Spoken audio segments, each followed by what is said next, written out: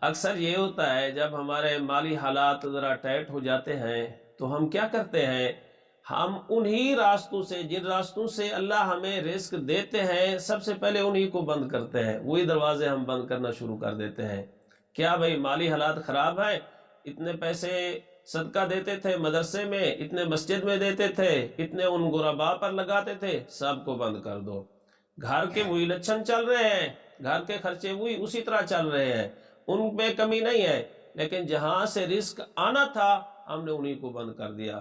میرے حضور نے فرمایا کہ صدقہ سے رزق بڑھتا ہے، رزق میں اضافہ ہوتا ہے، رزق میں کمی نہیں ہوتی بلکہ رزق میں برکت آتی ہے، اضافہ ہوتا ہے۔ حضور نے تو یہ فرمایا، ہمیں یہ تعلیم دی کہ صدقہ دے کر اپنے اللہ سے کاروبار کر لو، اور اللہ کے سارے وعدے سچے ہوتے ہیں، اللہ کے رسول کے سارے وعدے سچے ہوتے ہیں۔ صدقہ کرنے سے میرے بھائی رزق بڑھتا ہے، کم نہیں ہوتا۔